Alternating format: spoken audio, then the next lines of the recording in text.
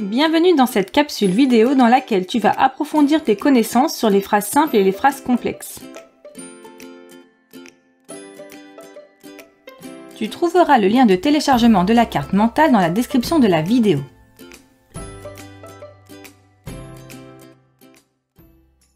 Avant de détailler l'organisation des phrases complexes, nous allons rappeler ce que sont des phrases simples. Tu as déjà appris qu'une phrase simple contient un seul verbe conjugué. Il s'agit donc d'une seule proposition. Par exemple, voici une phrase simple.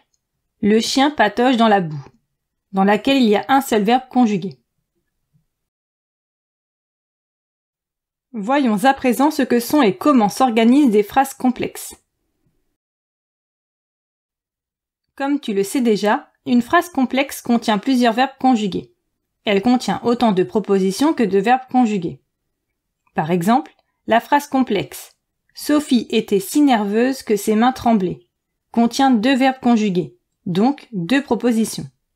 Dans une phrase complexe, les propositions peuvent être reliées de trois façons différentes. C'est ce que nous allons apprendre maintenant.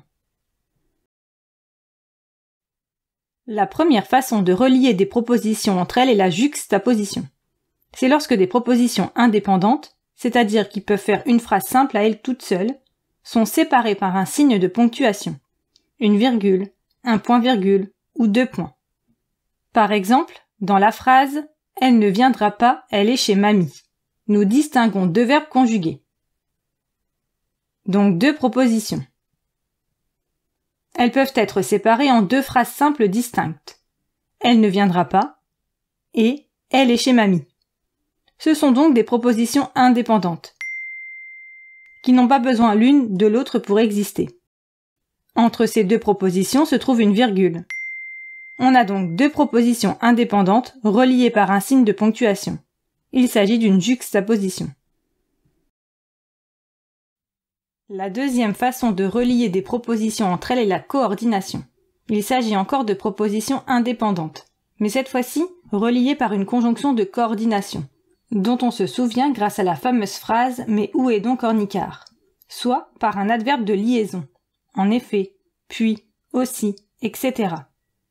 Par exemple, dans la phrase « Elle ne viendra pas car elle est chez mamie », nous retrouvons les mêmes verbes et les mêmes propositions indépendantes que dans l'exemple précédent. La différence est qu'elles sont maintenant reliées par la conjonction de coordination « car ». Il s'agit donc d'une phrase complexe composée de deux propositions coordonnées. Enfin, il peut s'agir d'une relation de subordination. Dans ce cas, il y a une proposition principale, qui peut faire une phrase simple à elle seule, qui est complétée par une proposition subordonnée, qui n'a pas de sens toute seule. La proposition subordonnée peut être introduite par une conjonction de subordination, comme, quand, lorsque, puisque, etc. ou par un pronom relatif, qui, que, quoi, dont, où, etc.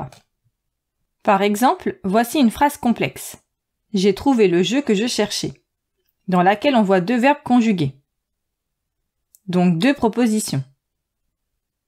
La première peut tout à fait être une phrase simple. J'ai trouvé le jeu. En revanche, ce n'est pas le cas pour la seconde, que je cherchais. Cette phrase n'a pas de sens toute seule. Elle donne une information sur un élément de la première proposition, le jeu. De plus, elle commence par que, qui est ici un pronom relatif. Il s'agit donc bien d'une proposition principale complétée par une subordonnée. Et voilà, dans cette capsule vidéo, tu as approfondi tes connaissances sur les phrases simples et complexes. Et tu as appris à distinguer des propositions juxtaposées, coordonnées et subordonnées. N'oublie pas de télécharger la carte mentale associée à cette leçon. Le lien de téléchargement se trouve dans la description de cette vidéo. Tu trouveras aussi de nombreuses fiches d'exercices et des quiz pour t'entraîner. À bientôt!